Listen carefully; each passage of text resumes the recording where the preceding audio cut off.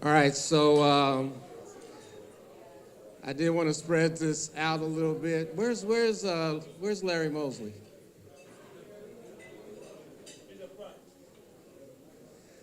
Larry Mosley. Everybody knows that.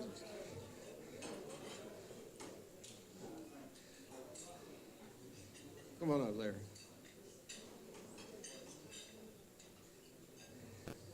So, guys, I just want to introduce you guys to the founder, chairman emeritus, the guy that got this thing started 26 years ago, Brother Larry Mosley.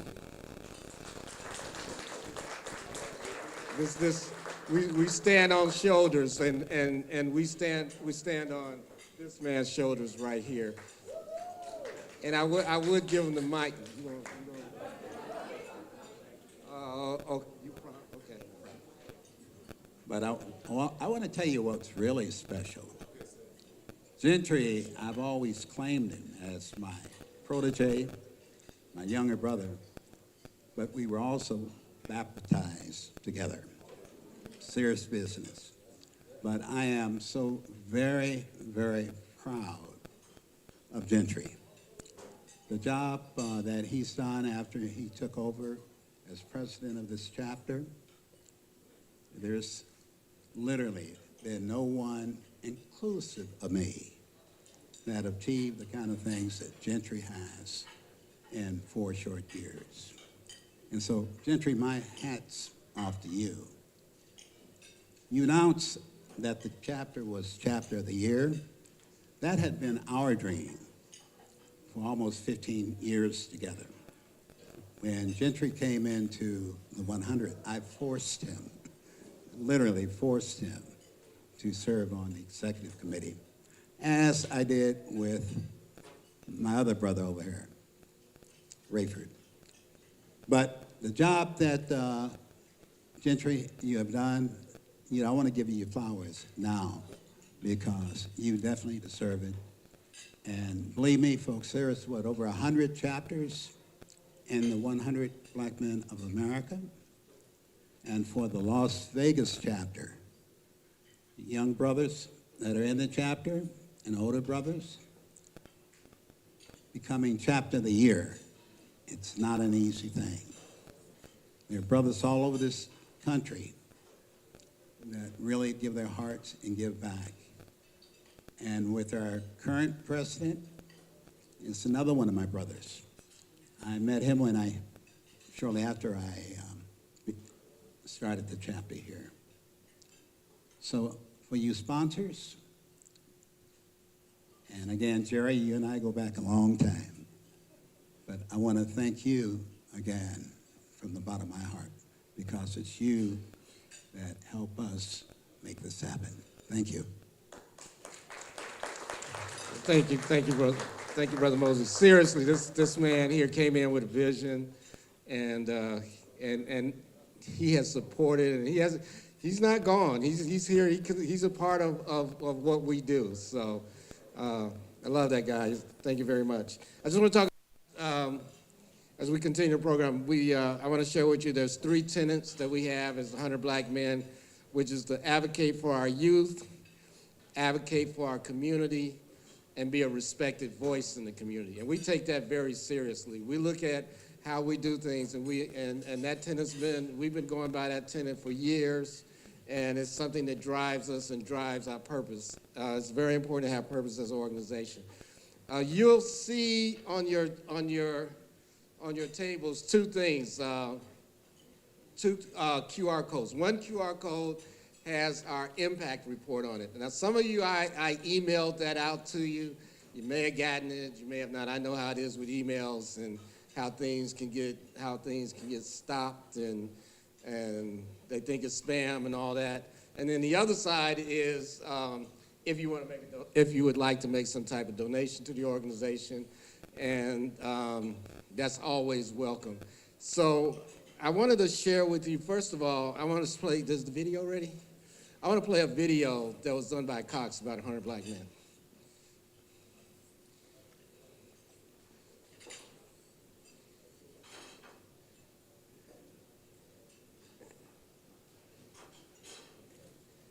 don't know if we can make it bigger. This is risky. We didn't test this, so.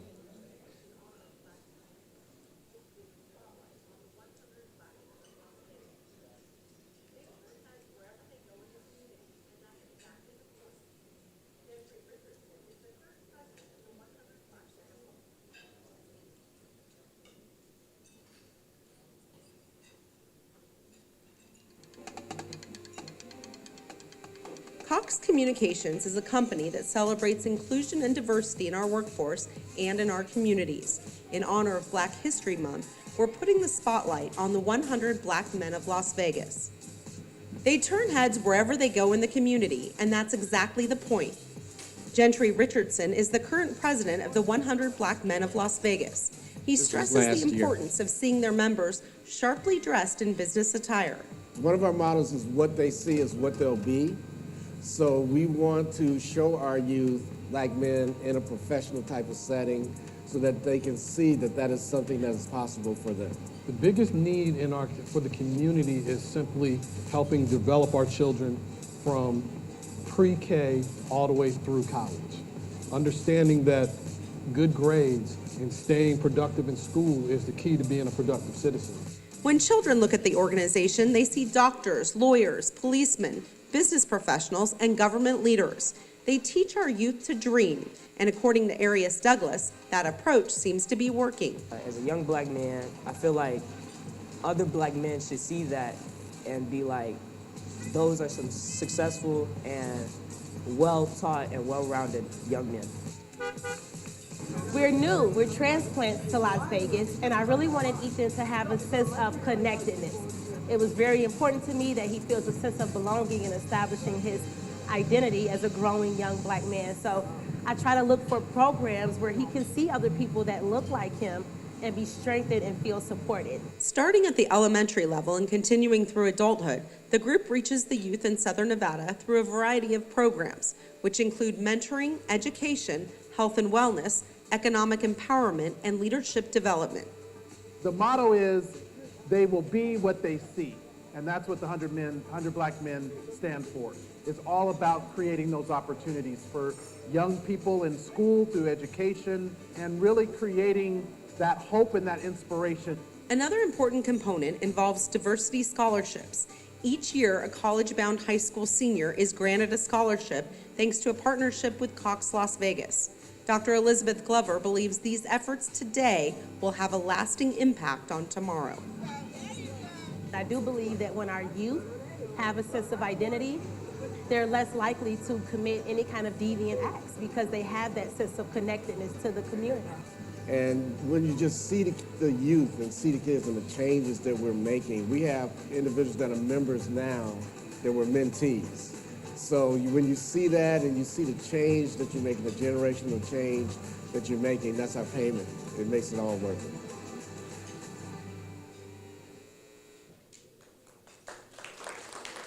So just to talk about our few of our programs, we have some programs that are really out. Someone mentioned virtual cooking today, and that one's that one's headed up by Ms. Rhonda Nolan.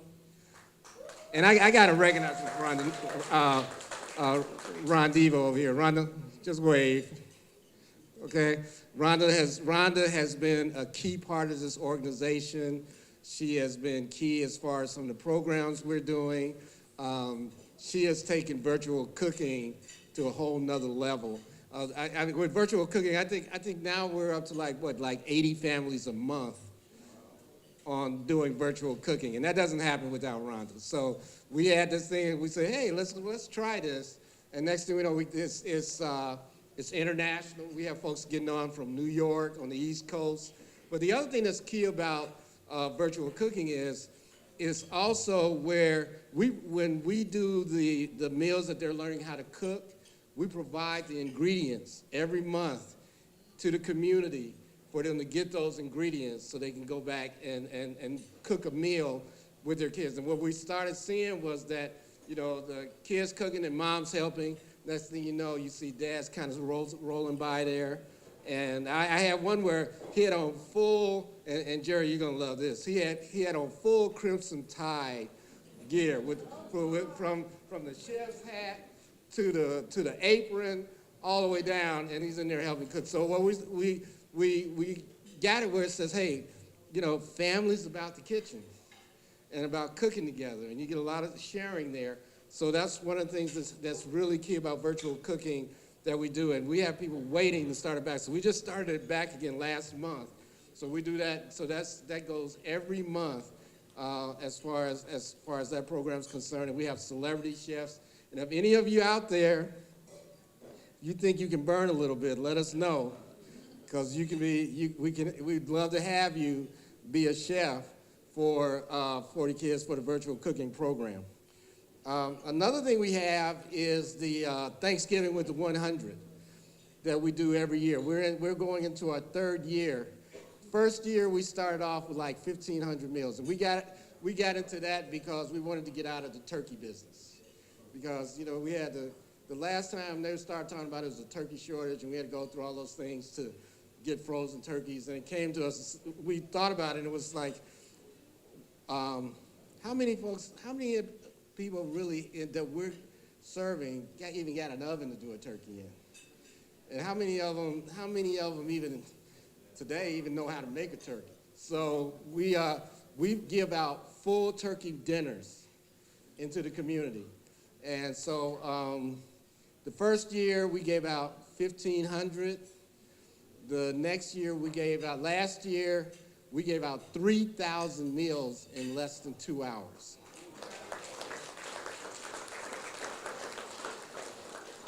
And that was to veterans, senior citizens, senior community, churches, in housing developments where people, when you're delivering them, people are saying, well, Miss So-and-so I haven't seen her in a couple of days. Will you knock on her door and give her a couple meals? So it's just one of those things. And that's something that is a full community effort.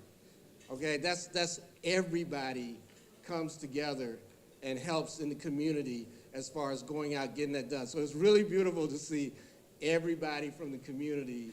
I mean, black, white, Hispanic, you name it. We're all there together doing something in the community as far as giving those meals out. So it's a really great event, a great thing that we're doing.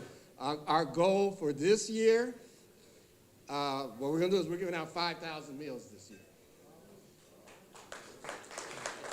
And we'll probably do that within 2 hours. We actually had people show up to help give out meals, and like an hour after we started, hour and a half after we started, and it was done, and they were disappointed because they didn't get a chance to participate. So we'll let you know when that is. And all of that is also funded and supported by our sponsors and our partners. So that's another program we do. The next one is that I'll just touch on is our Crossroads program. The Crossroads program is our flagship program. It's a mentoring and life skills program, and we literally see changes in our youth in 8 weeks. And the parents will tell you that they see it, that they see the change. You have people starting off that are real quiet, and we create a safe place for them, and we really get them out of their show. And and the other thing is we address mental health within that. So Lakeisha over here has been participating in the last few of them and has done a great job communicating. We've partnered with Solutions to Change so we can have a mental health component in every one of the programs that we're doing. We have a couple programs going over at Legacy as far as helping youth understand how to get, they're getting their trade certificates. They're doing trade competitions. We did one where they were doing dollars and cents. Rhonda was involved in that program where they were learning about, hey, they were given scenarios, so they were learning about doing investments and things to do with their money. And it was great because some of them said, well, we need to buy some property. We need to do this. So just the opportunity and the types of things that they learn as far as through those types of programs that we're doing. And we also have the Collegiate 100. And we have some collegiates here today. Collegiate 100 members, would you please stand up?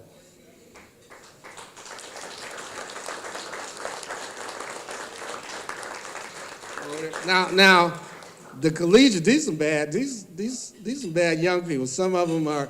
We got one working on this at Vanguard. We got another one that just got an internship at Southwestern Gas. We have another one that just got a. We had another one that's what? What? That's involved with the Congressional Black Caucus Foundation. So we work, and that's through partnership with UNLV. And so the Collegiate 100 program, and Kenny and Dwayne has been very key in driving that program and taking it where it is today.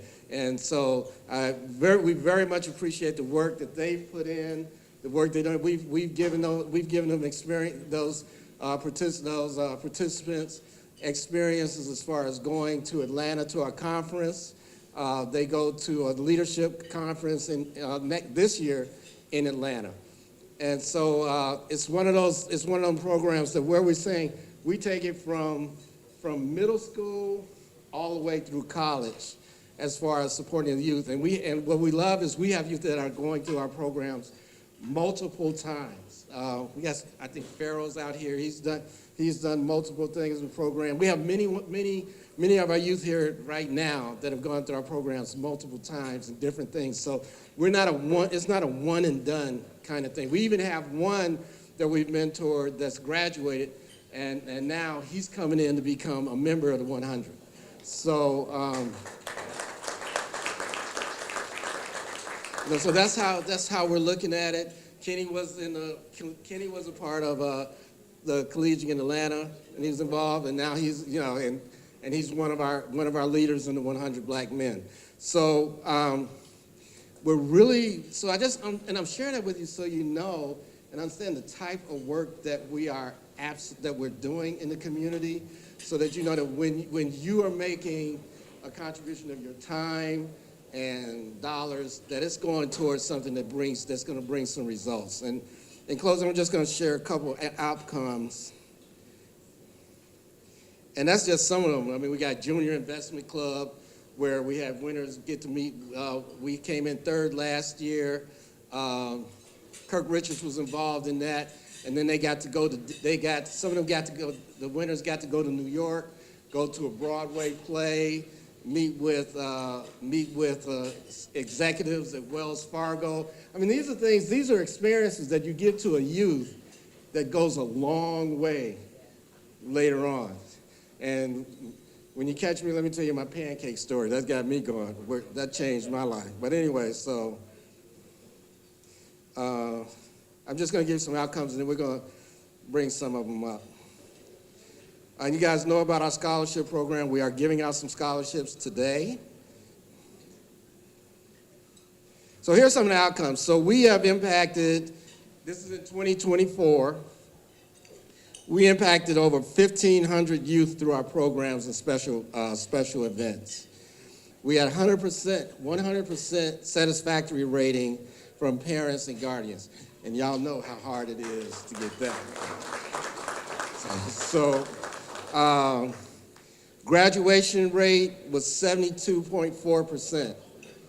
And that's higher than what the average is at CCSD.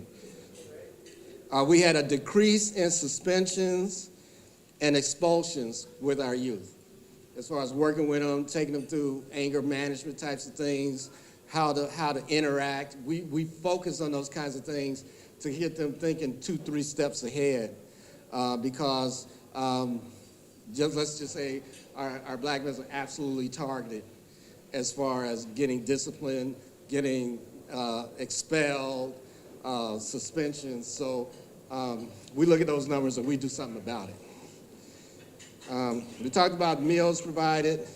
We did over 4,000 when you're looking at the virtual cooking and Thanksgiving with the 100. That's over 4,000 meals that we impacted last year.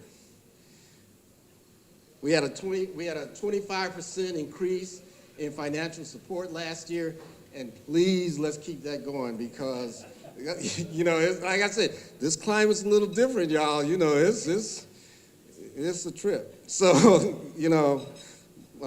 we'd be here all night talking about that. We say had a 20% increase in GPA. Okay. We're getting them up from like a 2.2 to 2.64. We're shooting for getting them to 2.75s and getting them closer to 3s this year. But when you look at the proficiency rates of our youth from middle school through high school, it's dire. It's not nowhere near good.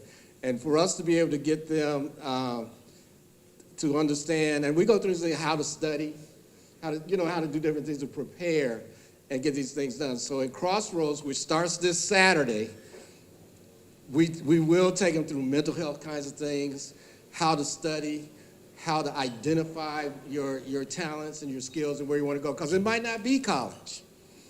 It may be going into trade. It may be going into the military, right? It may be public service. It may be becoming an entrepreneur. But we make sure that we help them identify those things and give them those options. And we're working with Brother Kelsey West with his HBCU tour program that he's doing. The result of that was like over $10 million in renewable scholarships for the youth with us supporting that program. So something that Brother Kelsey West drives, but we wholeheartedly support it. And that was worth another $10 million worth of scholarships out to our youth going to HBCUs.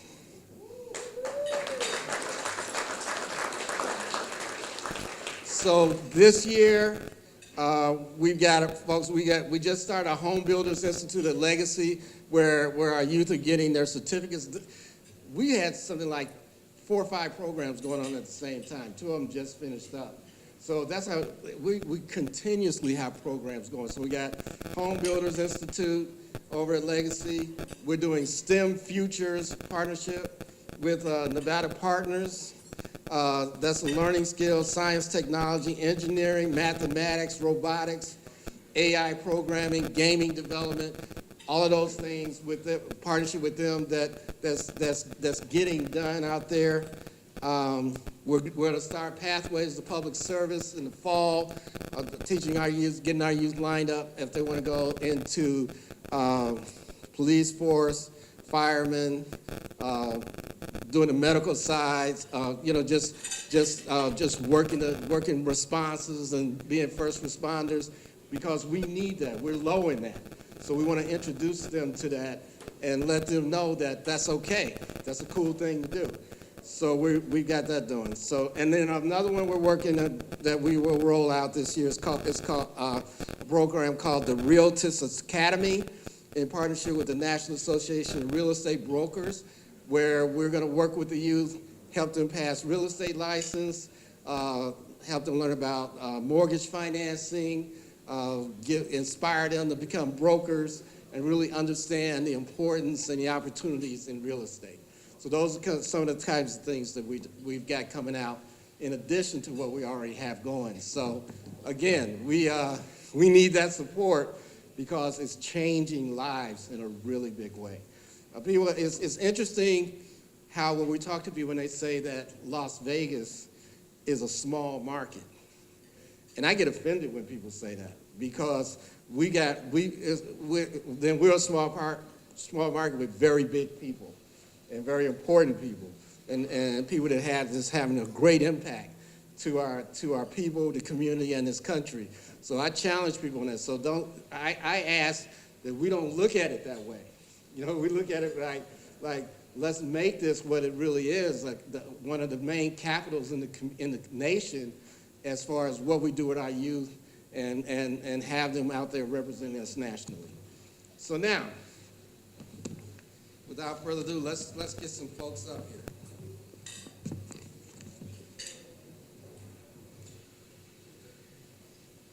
Let's see. Oh, where's Toe Tag Monologue? You guys ready?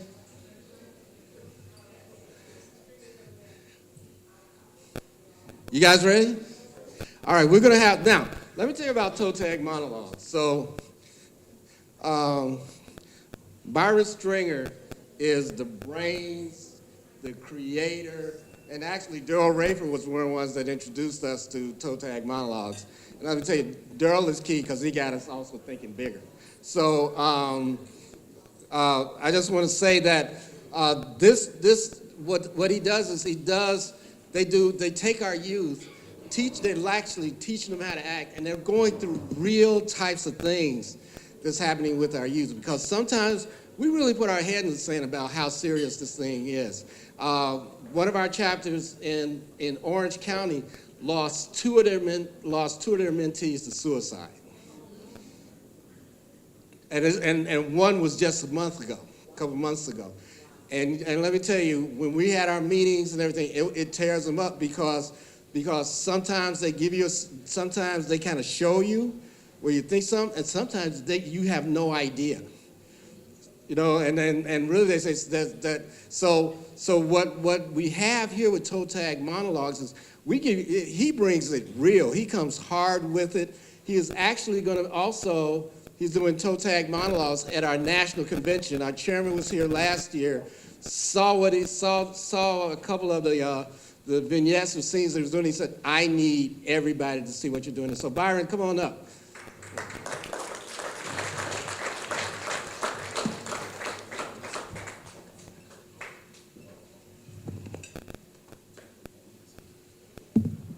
Good evening, everyone. Gentry Richardson, thank you, sir. Thank you for opportunities. Thank you for being my friend. Rosalind Darrell Rayford, thank you so much for being my friend and supporting us.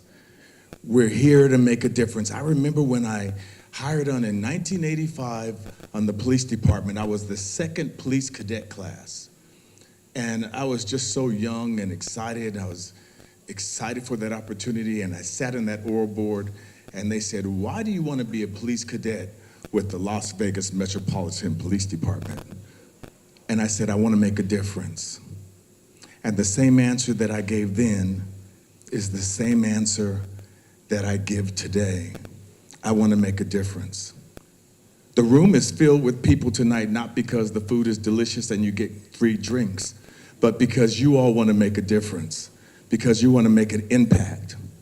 And you know, people give us awards and accolades and recognitions, but what really makes us happy, what really drives us, is when we see that we've touched somebody's life. That's when you get a good night's sleep. When you know that you've made a difference. And kids aren't looking for people who are perfect and people who are flawless, because they can care less about all your awards on the wall. They can care less about all the buildings that you own and all the property you have and how much money you have in your bank account. They'll go, oh wow, that's a lot of money, but they really don't care about that. What they want to know about is how many times you've fallen and how many times you got back up again. They want to see somebody who's courageous enough. Everybody say courageous. Courageous enough to be transparent, to let them see your scars and your hurt and your brokenness. They want to see somebody who will speak on their frequency. Everybody say frequency. Frequency simply means that you're talking to their heart and you're not talking at them. See, it's easy for us to, in a classroom, to tell the kids to turn to page 15 and to read chapter 14. That's easy. It's very difficult for us, though, to read pages from our hearts and to share it with people. And when you are courageous enough to do that, that's when you're speaking on their frequency and they hear you, not just at that moment, but they'll hear you for the rest of your life. They will always remember the things that you've said. They'll remember those moments. And sometimes it's not something really grand, because we think that we're going to say something or do something that's so grand it's going to change the world. No, it's generally the simple things. I remember there's this story about this man who said, he looked up to heaven and he said, God, I want to really bless you. I want to do something really big, and I want to give you $10 zillion. And then he heard back from God, and God said, I want that $10 zillion, but I want 1 penny every day. Congratulations, 100 black men, and the work that you are constantly doing.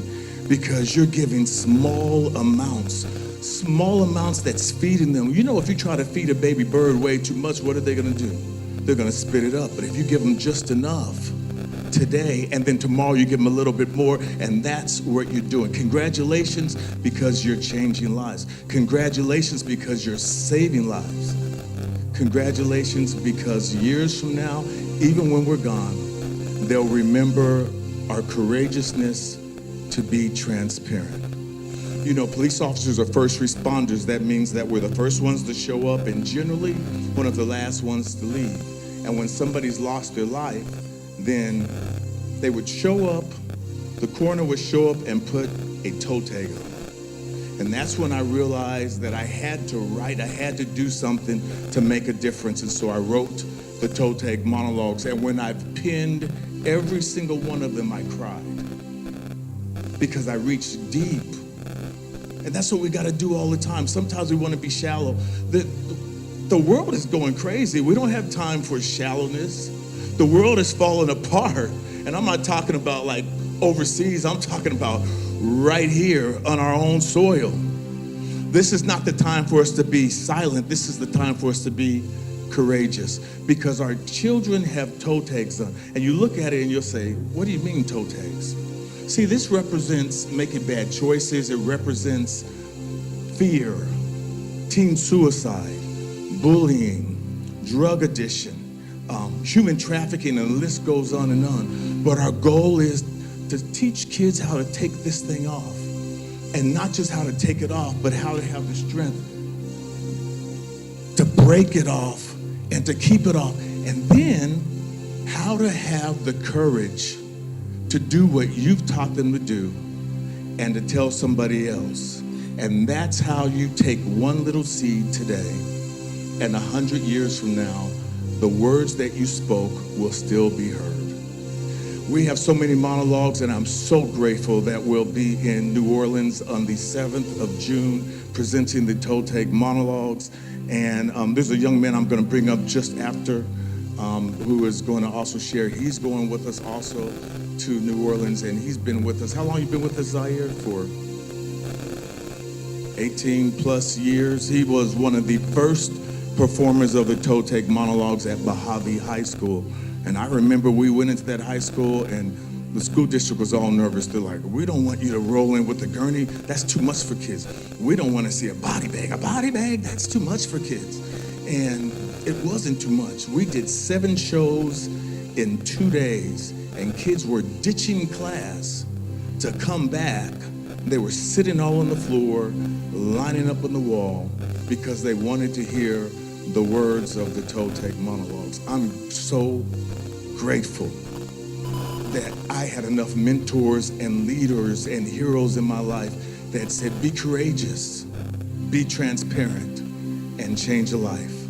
The next monologue that you're about to see is Mary and Justice, the Toe Tag monologues. Ladies and gentlemen.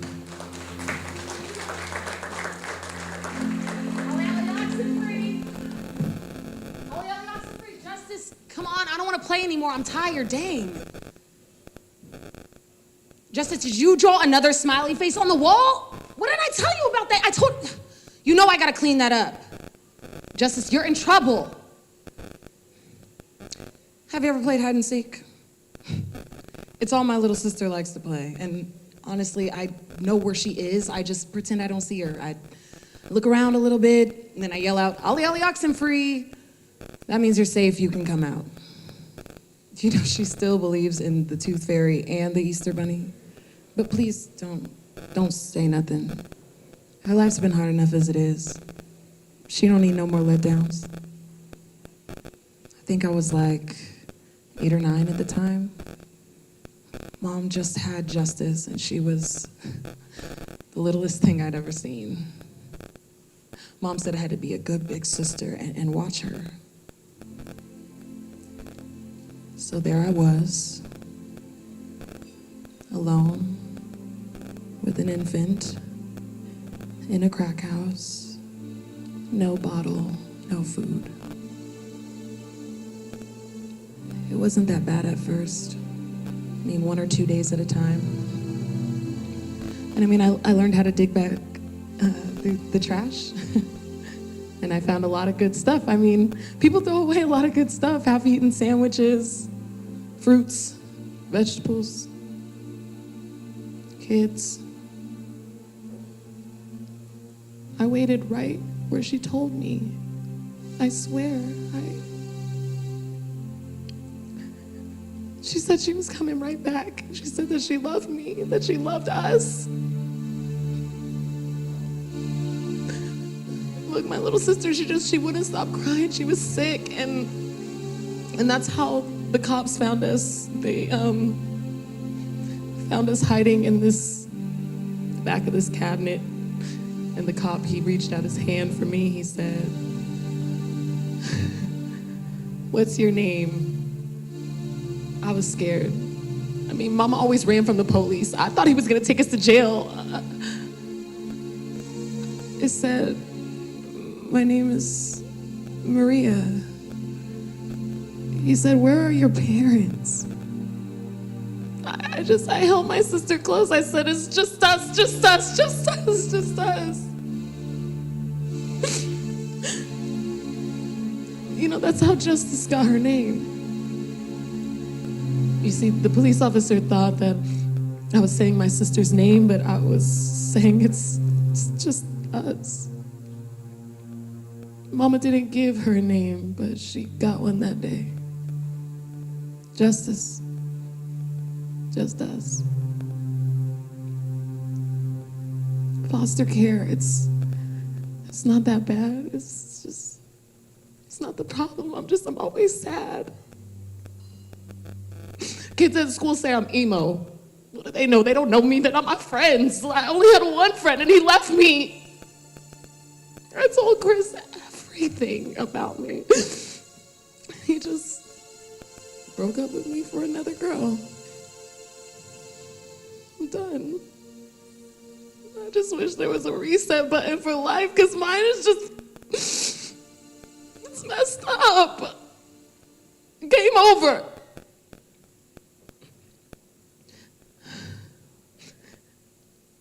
So I wrote a goodbye letter. I figured that the Washingtons could take care of Justice now. She'll be all right. Honestly, don't think anyone will miss me. I put these pills in my soda, and I figured that by the time I drank it, I would be gone too. So I had my letter, and I had my soda. And that's when Miss Washington called me in, and when I got back, that's when I seen it. Justice had drew a smiley face on my suicide letter. I laughed. I laughed until I cried, and they weren't sad tears, because in that moment I realized that Justice, she needed me, and honestly, I needed her too. You know, if you just look around, if you take the time to look around, there is so much to live for. And I know that now. And to think, I almost made the worst mistake of my life.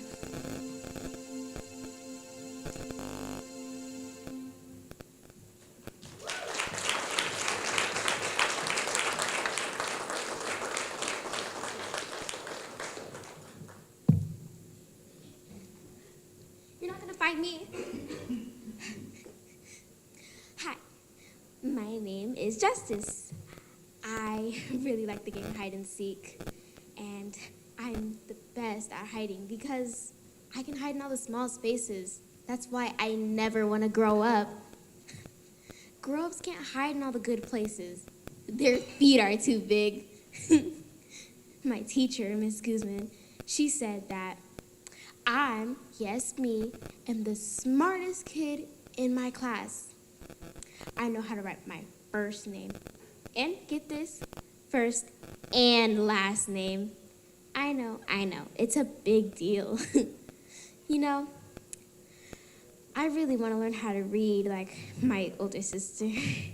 She's really cool and all.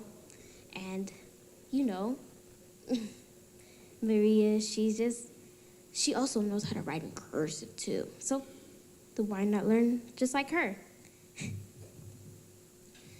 But don't tell her, but sometimes I hide under her bed, and most of the time she's on her phone, and she cries. She cries a lot.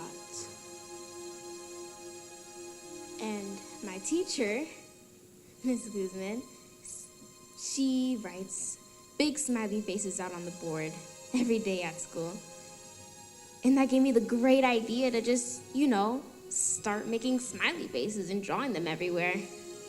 I drew them on the walls, doors, just everywhere I could. I know I would get in trouble afterwards, but who cares?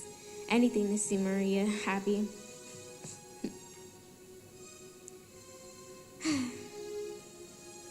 Smiley faces make everybody happy. I know they do. They make me happy. You know,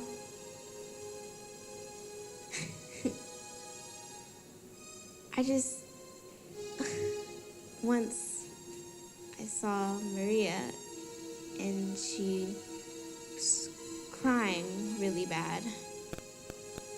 And I knew I had to do something because she was on the phone with her boyfriend and they were arguing. And smiley faces make everything better.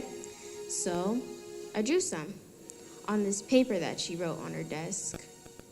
I'm not sure what it said. After all, it was in cursive. But I wrote a big, gigantic smiley face on it.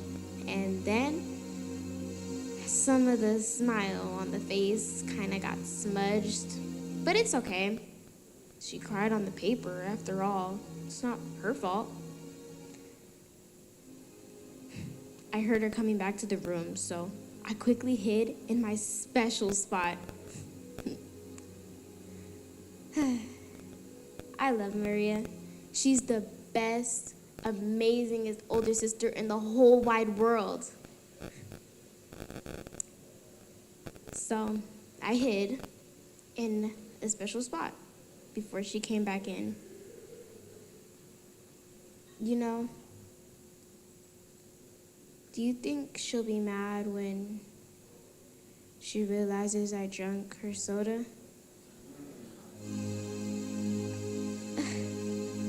But hey, she won't be able to find me now. I got a brand new hiding spot. You want to know where it is?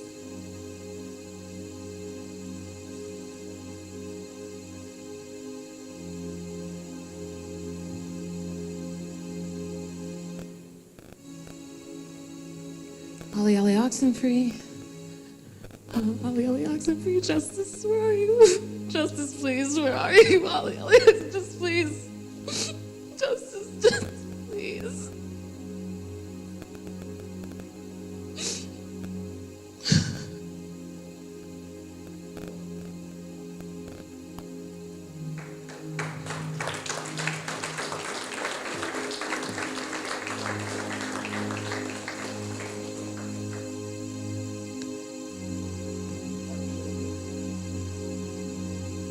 Children are dying, and we're running out of time to save them. And if we don't start showing an urgency about everybody else's children, when it's our children, then we're going to say, why do we wait so long?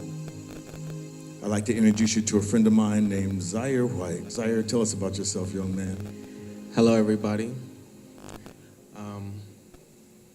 Around the time I was 15 is when I ran into Byron. He came into my school, and he was good friends with my drama teacher at the time. And she leaned into his ear, let him know how I was a very popular kid in school, but I was always with the nonsense, always running with the wrong crowds. But I had influence. I come from a troubled background, though. I had the statistical lifestyle of growing up without a father. I lost him to gang violence at a young age. My influences were my god brothers who were already in gangs. So naturally, I just followed the lead instead of being my own leader. This man brought a monologue to me during class one day, and he basically was telling me I need to read it. And it's not like he knew my life, but the monologue itself touched on a lot in my life, which at first I wasn't willing to even participate or care to participate, but reading that monologue made me want to try. The joy I got on being on stage and being in front of everybody, it gave me that same feeling that I get when I'm being the class clown. But I was given a message that was bigger than I even knew or understood at the time. And I'm not gonna say that meeting him right then and there and getting these monologues right then and there, my life just changed and I got to a better place. I definitely had to bump my head a couple times in life, but through guidance and love, I built a foundation with them. And every time I would get misled, God will open up that door and let me know that, this door is always open for you when you're ready. Whenever I would be down and out and lost, God would lift me up some way or some other, touch me with someone. And it usually was a call from him or Miss Flowers to let me know that there's still a home here for me. We're getting the wave. My bad. But I want you to share with us, because Zair's traveled around the country with us. So share the impact you think that you've been able to make from your brokenness to going to stages in schools and detention centers across the country. Tell us real quickly what your view of that. Like he said in his speech earlier, that the joy of it all is when you realize you touched someone and you uplifted a spirit. Because we get up here and some of these monologues have nothing to do with our life whatsoever, but you can put your all into it and bring it to life to a point where it touches someone that it actually affects. And then to see that, to know that they now want to open up, they now want to grab help, they now want to have someone enter their life for that stability they need. It's the most beautiful thing for me, and especially when we go into the juvenile centers, because I see myself in a lot of those kids. And I want you to know, Zaire, I'm proud of you. I love you, and you have become a very powerful, wonderful man. Love you, man. Good night, everybody. Thank you so much.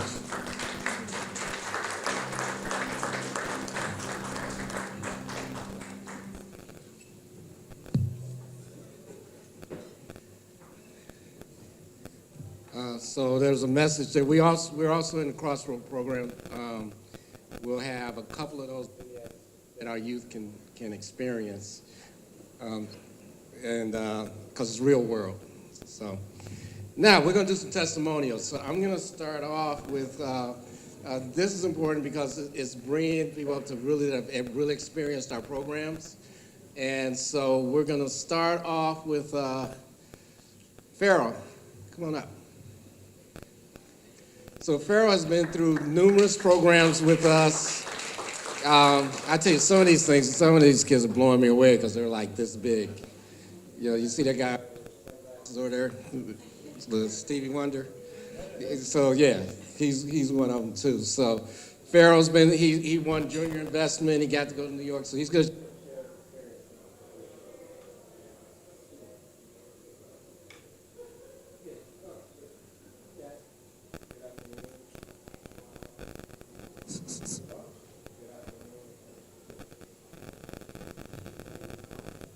Good afternoon, everyone. My name is Farrell Washington, and today I want to share with you some of the most important experiences and lessons I've learned. I've learned on my journey thanks to the programs like Crossroads, the Wells Fargo Financial Literacy class, and the Stock Market Investment Club through the 100 Black Men. To start, one of the first programs that truly impacted me was Crossroads 1. When I joined, I had no idea how much I needed to learn, not just about school, but about life. one of the first lessons that stuck with me was about code switching.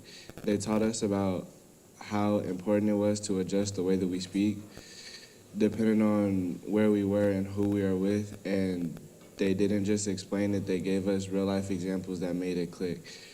It made me think about how I present myself and how that can affect the opportunities that I get. Another lesson that was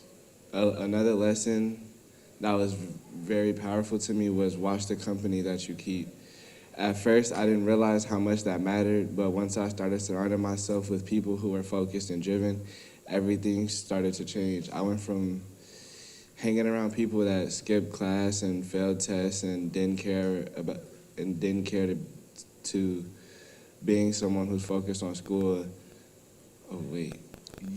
I went from hanging around classmates who skipped class, failed tests, and didn't care to being someone who's focused on school and is close to earning a 3.5 GPA this semester.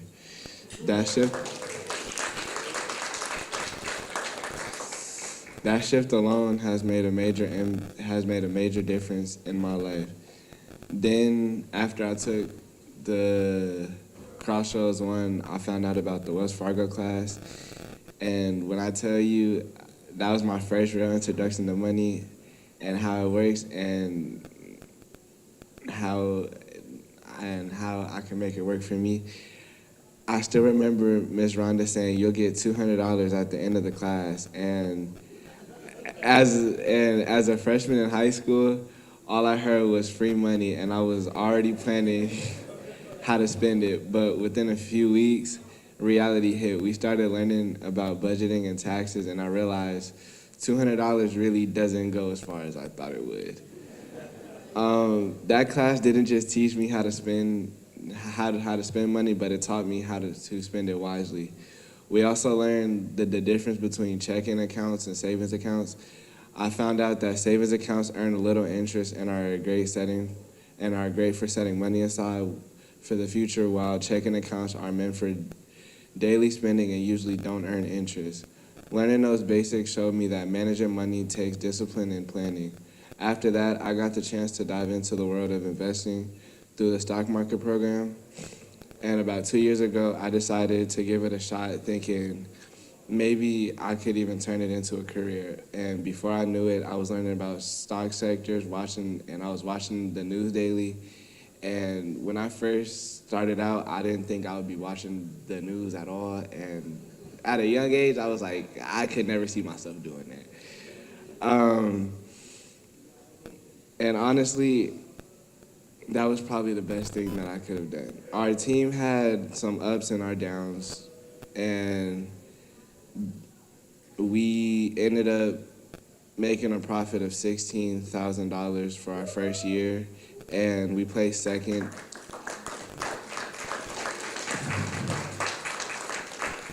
We placed second overall in the investment challenge, and that win earned us a trip to Atlanta, which was exciting, not for just the program, but because I got to reconnect with people I haven't seen in a while. After that, one of our biggest highlights was presenting our investment portfolio. I still remember the stock that made a huge difference, which was NVIDIA. And in 2024, NVIDIA was dominating headlines because of its role in powering artificial intelligence with its chips.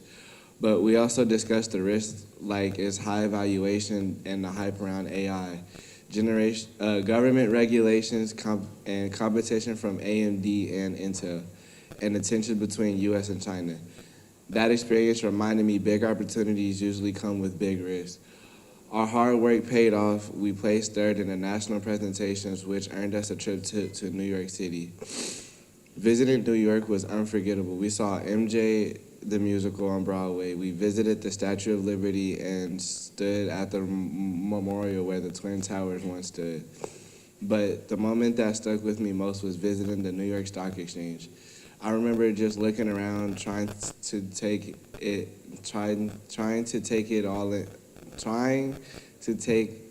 in all the screens, voices, and energy. I didn't understand everything, but I knew I wanted to learn more. If I ever got a chance to go back, I'll be sure to ask every question I didn't get to ask the first time. And looking back, I can honestly say that the 100 Black Men program made my last year of middle school and all 4 years of high school not just meaningful but unforgettable. I've grown in knowledge, confidence, and purpose, and these programs didn't just teach me facts, they changed the way I think, the way I act, and the way I approach my future. Thank you.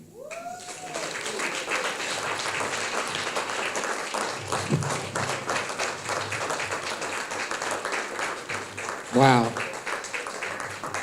So when Farrell came into the Crossroads program, he was like shy, quiet, wasn't comfortable speaking, and he did great, right?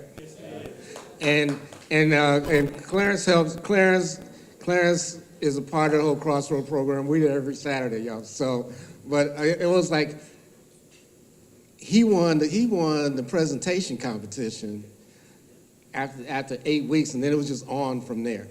So it works. So now we're going to bring up. Come on, Arius, come on up. So Arius has been through our Crossroads program when he was like 4 feet tall. Now look at him. So.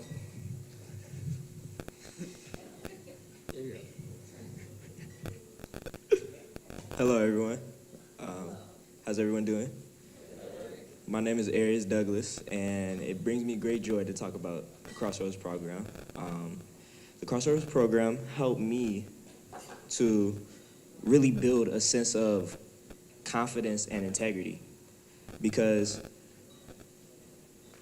when I first started, I didn't have. I was an excuse maker. I was an excuse maker. It was hard for me to be like, yeah, no, that was me. I did that. And with me being in here now, you know,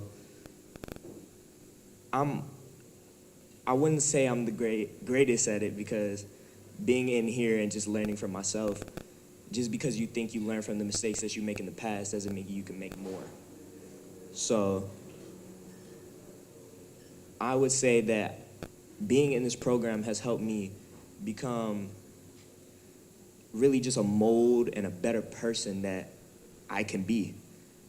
And being with Dr. Gentry and Mr. Clarence, they've really helped me to show the person that I can be, whether that's proud and happy or whether that's the cool person. They've really just helped me come into myself more than be quiet and shy, and I appreciate that and I thank them for that. So thank you. Now, do you remember excuses? Yes. So, Yes. so this is one of the things we people want to say. Also with excuses, they also help me with excuses. Excuses are tools of the incompetent, as they would say, that build monuments to nothingness. Those that specialize in them seldom accomplish anything. And that really helped me to know that even though I was an excuse maker, those excuses don't get you nowhere but more excuses. And so I appreciate Dr. Gentry for giving me that quote. So thank you.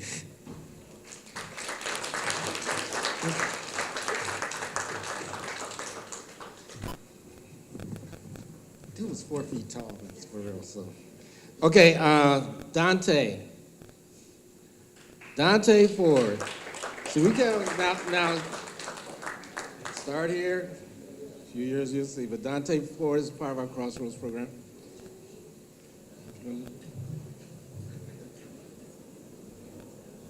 Hello, everyone. My name is Dante Ford Jr. This is my first year in the junior investment class. Before joining, I didn't know much about investing, saving, or how money works. But now I understand important concepts like stocks, risk tolerance, compound interest, and the fundamentals to building wealth.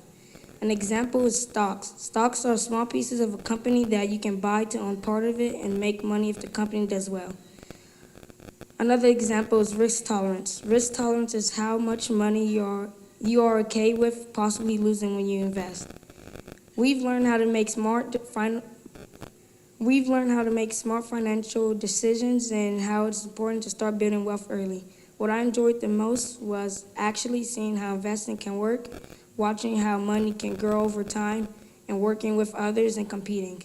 This program showed me that we don't have to wait until we're adults to start planning for a strong financial future. I want to thank 100 Black Men of Las Vegas and everyone who made this program possible. Being part of this investment class has been truly an eye-opening experience. Good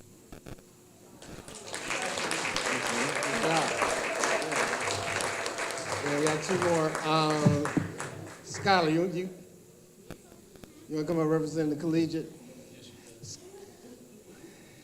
Skylar is vice president of the Collegiate 100 at UNLV. Okay. Hi, everyone. My name is Skylar Jackson Buford. I am the vice president of the Collegiate 100, and I am a junior at UNLV. Okay, so I wasn't totally prepared to come up here and speak today. But, you know, Gentry, he loves putting people on the spot. So, gotta love him. But I had to whip something up a little bit real quick. So, when I first joined the organization, I knew I wanted to be involved in something impactful, but I had no idea just how much it would transform me both personally and professionally.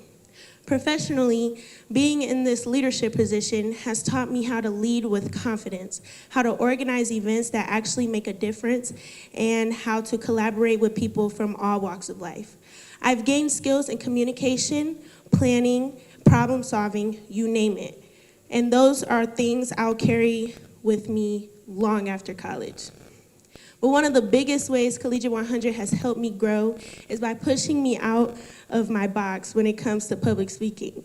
I used to shy away from all and any opportunity that involved a mic and a room full of people, hence right now.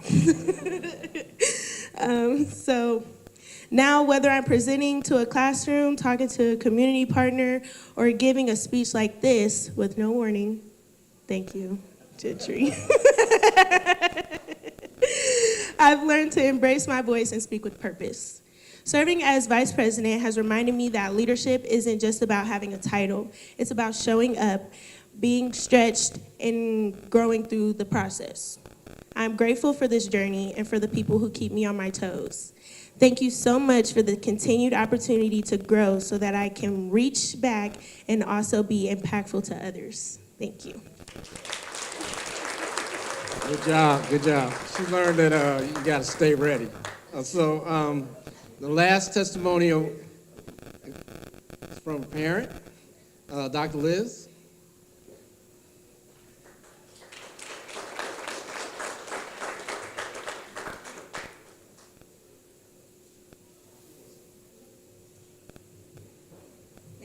Thank you. Hi, everybody. I'm still shaking up from the toe tag monologue, so bear with me. It's hard to follow up after that experience. But I am from Chicago, and when we moved here a couple of years ago, we had been living about 4 different states as a military family, and the embracement that my oldest son got from the 100 Black Men, being the first organization to take him under their wing and teach him how through the Crossroads program, through mentoring, through pushing him through stuff and telling him, you don't get an option to say, no, we're doing this and then we're gonna do it well. We're gonna look good while we do it. I appreciate that. There has been so many different organizations that my son has been a part of, but this was the first one that he has called home. And I'm so glad as a mom of half a dozen, most of them being sons, to be able to filter every one of my boys through this program. The accountability piece that we just heard about is so very important because the pipeline to prison is real. Everything that we're up against is real. So we have to protect our children, we have to protect our boys and our girls, and we have to do that through mentorship, through people that won't just tell them you don't want to go down that road, but that will walk them down an alternative path.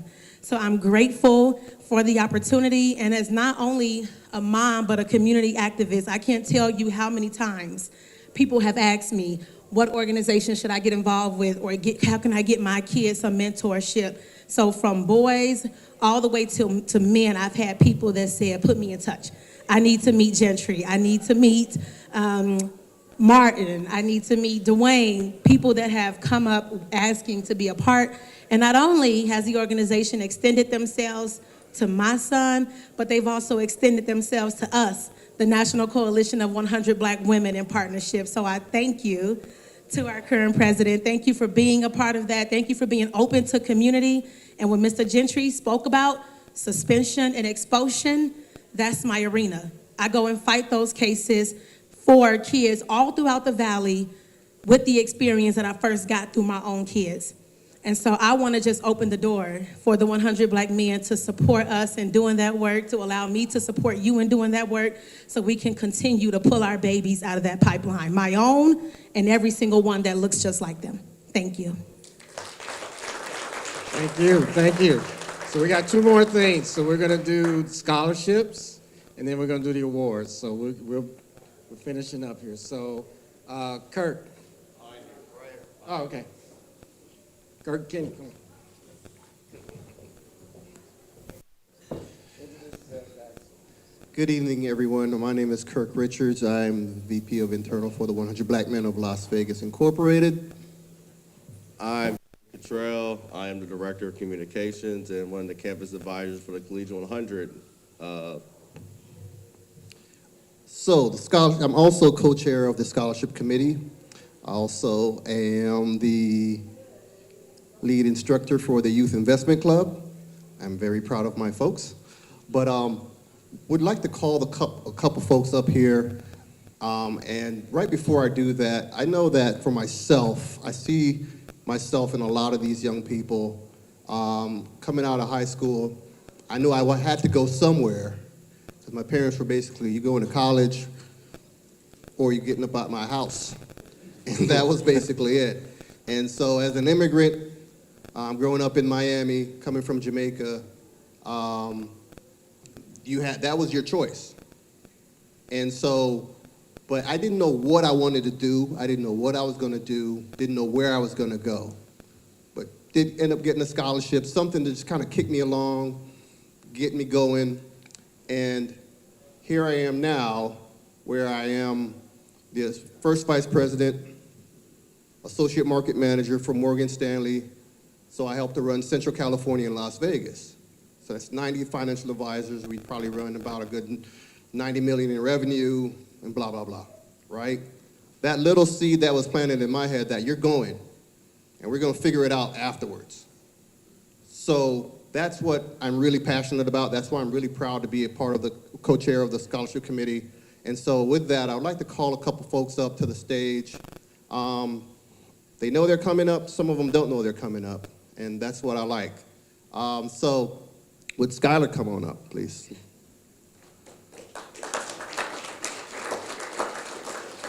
So Skyla is our vice president of the Collegiate 100. She's been a member since her freshman year. She's now almost about to be a rising senior. I met her when she wouldn't say nothing. I used to pick on her to make her speak, and now look at you, you're giving great speeches. This just proves that the work that we do with the Collegiate 100 is working. Skyla has been to Colorado with the JD Finish Line. She's been to both the last two national conventions. She'll be representing the Collegiate 100 at this year's national convention in New Orleans as well, too. Also, would Loris Eby come up, please? Loris is a computer business information system major. He also does a lot of work. He's my go-to guy if I need something done with the Collegiate 100. He's also the treasurer of the Collegiate 100 as well. I can't get a lot of stuff done without him between these two, and Kyle's the only one that's missing, but he's sick. And also will Michael Spicer the fourth please come up? Excuse me, Mel. I'm so sorry. Mel Spicer Mel is the starting quarterback at Bishop Gorman, getting ready to go to Rosemont College, junior college, to play football. So I'm glad that he going to be one of our recipients. And he's also a member of the William Marshall Foundation. So we've been in a partnership with Ms. Barber, Charnay, Brandon for the last 3 years. We have a great partnership with the Williams Marshall Care Foundation, and they provide us with students every year. So I love the partnership we have with them, and they'll like this year recipient as well too. They help us out in the community and make sure we have a handful of home high school students. Okay, and last but not least, would Farrell Washington please come up?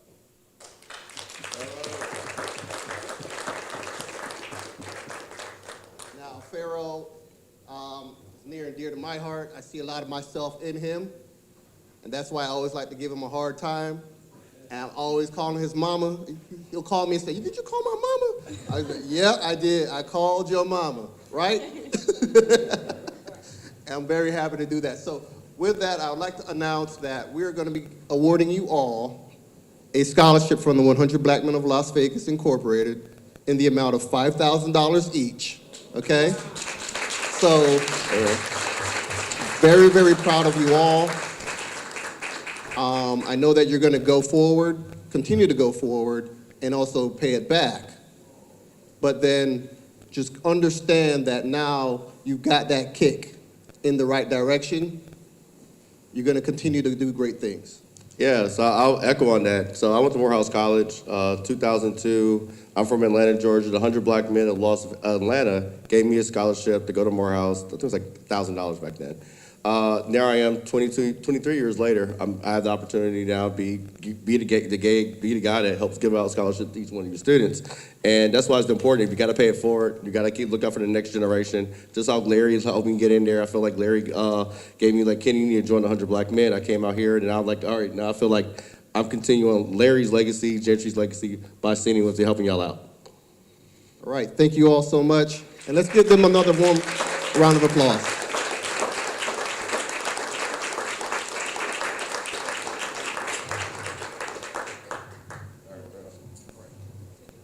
Oh, my photo? Oh, all right, come on the side. Are we taking a photo? Oh, all right.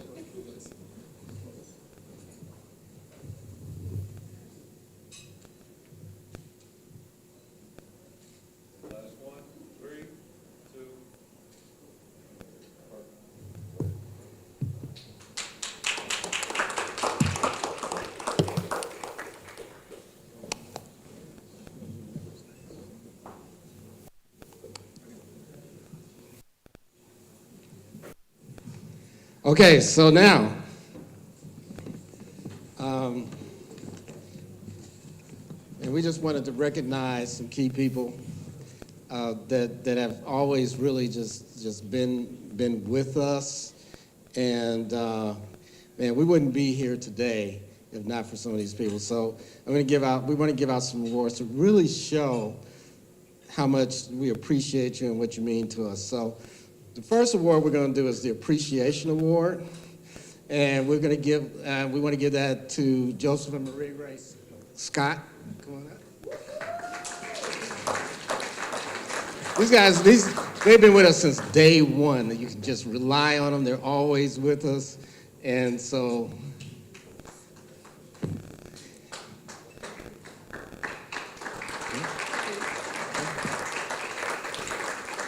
Yeah.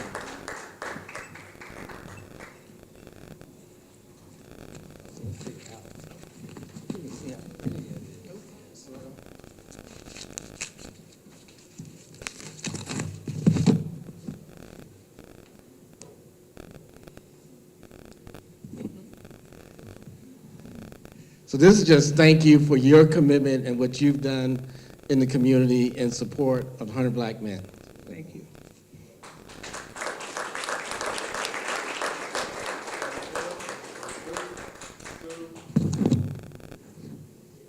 Okay. Next Appreciation Award, Harold and Tina Lewis.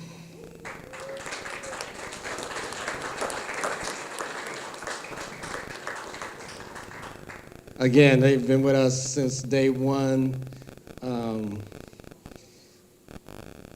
Just have supported us in so many ways, and we really appreciate their support.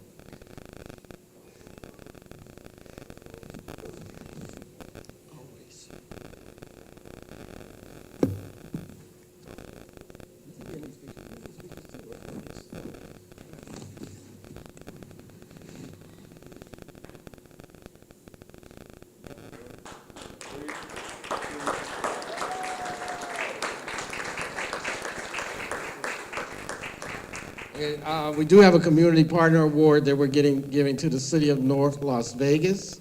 I know Pamela had a meeting, Mayor Goings Brown had a meeting, so we'll get that to her.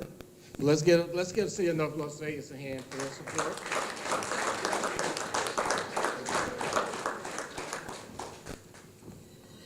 Let's see.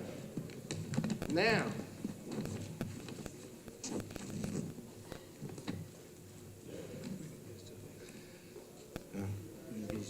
yeah, we're gonna get to that. So let's do. So now we're gonna do something we've never done this before. We're giving out our first honorary member award, and we're giving that honorary member award to Mr. Wendell Blaylock.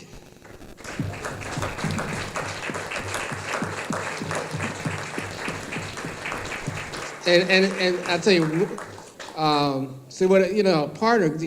He'll call me up. He'll say, "Hey, there's this opportunity out there. Make sure you apply. Here's a link to get this done." He really we do a lot with Wells Fargo, but you got to have somebody that's going to fight that fight for you internally. And Wendell is that man that does that. And I also, you want to pin him?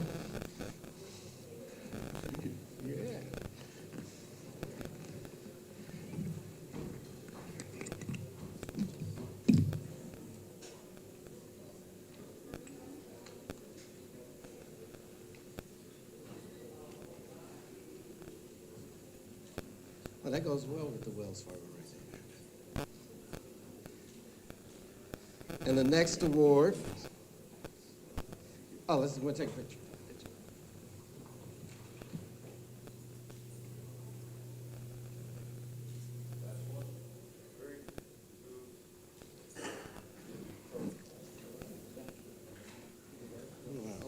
Next award, this is going to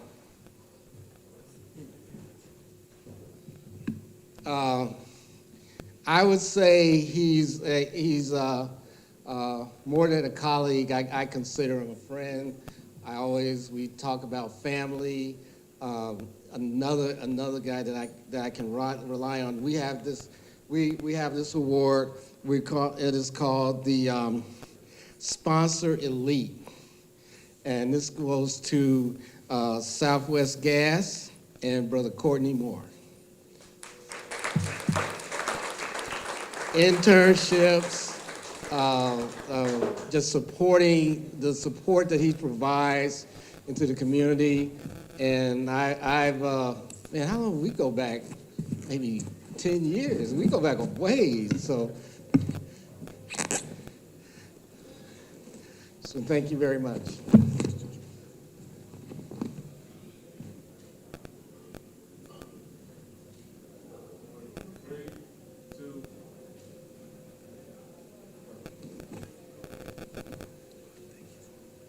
Okay, so now this next award is we had Sponsor Elite, and then the next award is for our Partner Elite.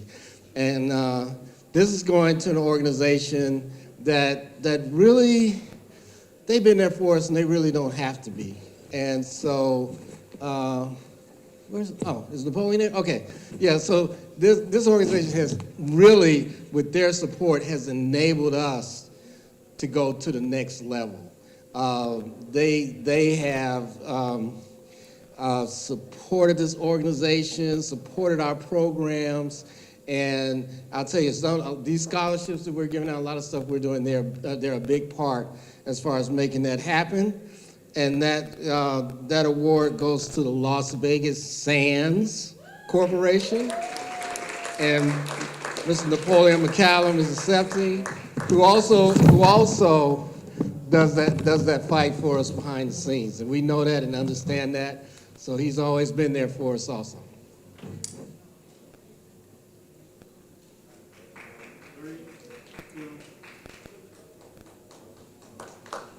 Thank you, Napoleon. Thank you, Las Vegas Sands. All right, now we got a few, four more awards, and I'm going to hand it over to our president, Brother Clarence Rogers. So these awards that's coming up next are going to be given to our emeritus.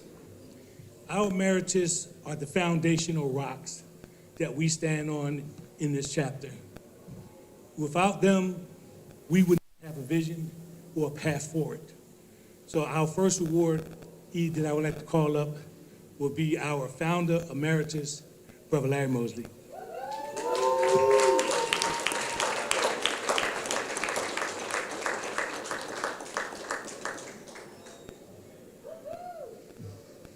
So emeritus mean we can't get rid of them. And we don't want to.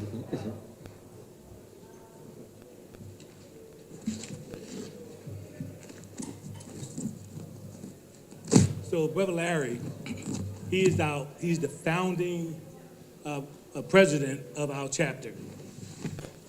He's been involved with the 100 Black Men of America for 40 years.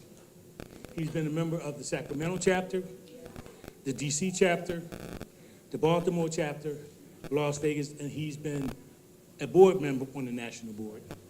Brother Mosley, we would like to thank you for your vision.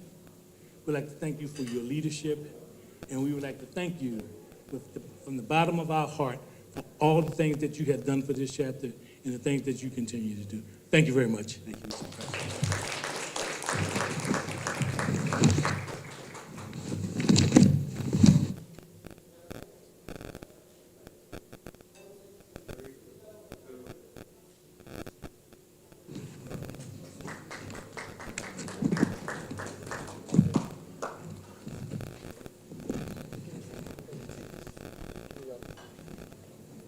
Our next emeritus recipient is Daryl Rayford.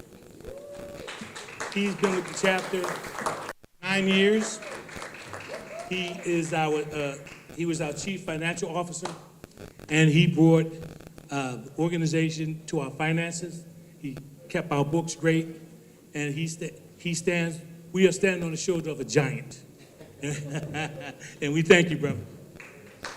And I just want to say,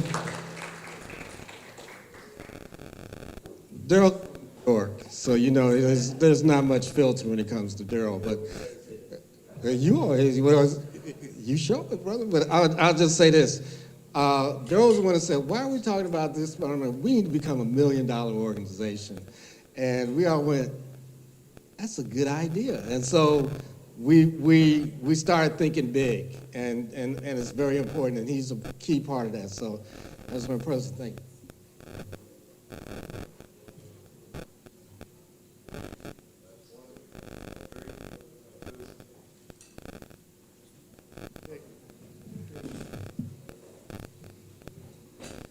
And our next emeritus is Dr. Bennett Mitchell.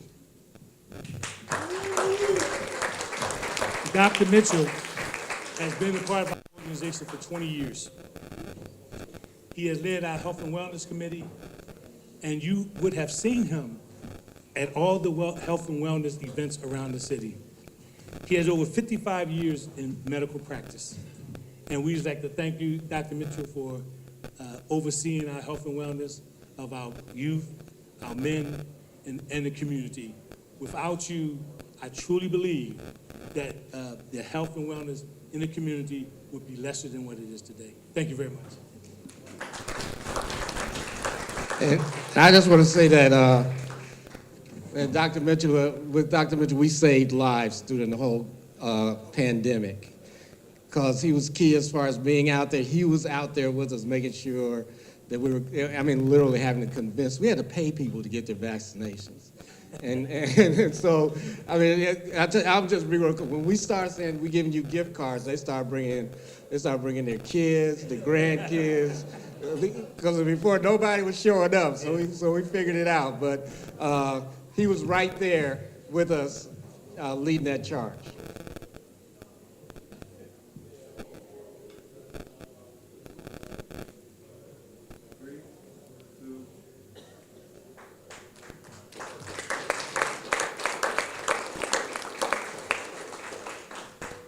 And our last emeritus recipient today, he is our most senior member, and he is still active.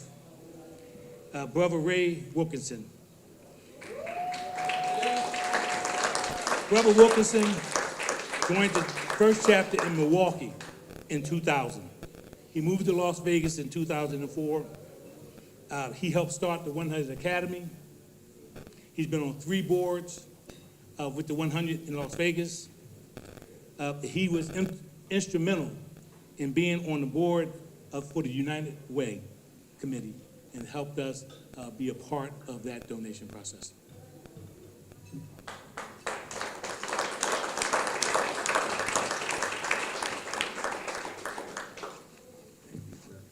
You're welcome.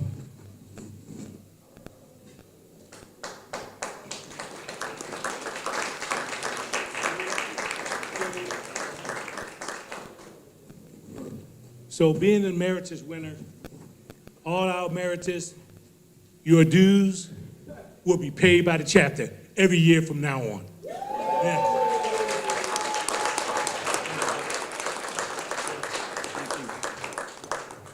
I want to be emeritus. Okay, so we're going to close out now. We got more. Oh. So this last award,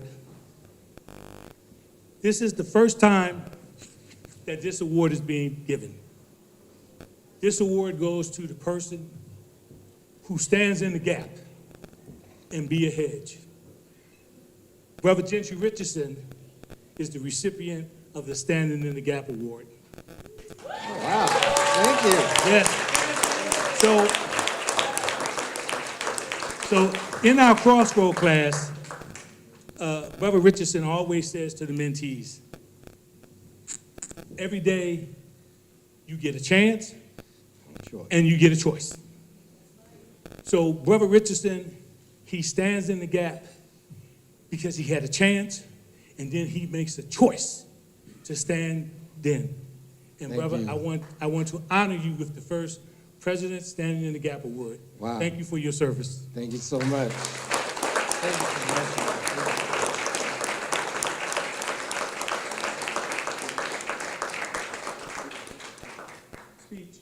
No, it's real quick. I think it's something we should all just like receive, and that we tell our youth every day. The good Lord wakes you up. When you open your eyes, the good Lord gives you 2 things: a chance and a choice. Doesn't matter what happened yesterday. Don't worry about what's happening tomorrow, because the first thing you just got was a chance, and now you have a choice as far as what you're going to do with what God has given you. And we stress that with our youth. So I want to share that with you because it's just so key as far as when you wake up in the morning, think of those 2 things that you just got blessed with. And I'm going to use that. That's my closing because I know it's been running long. I hope we get, and Brother President, he's going to give you the last words as it should be. But I just want to say, again, thank you for what you do, and you know I'm gonna be in contact with you, and you know I'm gonna be asking you for that support, and so and it'd be great if y'all call me first, but but you know I'm gonna be there. So thank you. So, ladies and gentlemen, we thank you for coming out and being a participant tonight. We thank you for all that you have done. And we thank you for all that you're going to do in the future. Our mentees appreciate the help that you give. The community appreciates the help that you give. And I'm going to keep this short. So in closing, I just want to say, in the words of a great man, Dr. Zeus, don't cry because this is over. Smile because it happened. Thank you very much and enjoy your evening.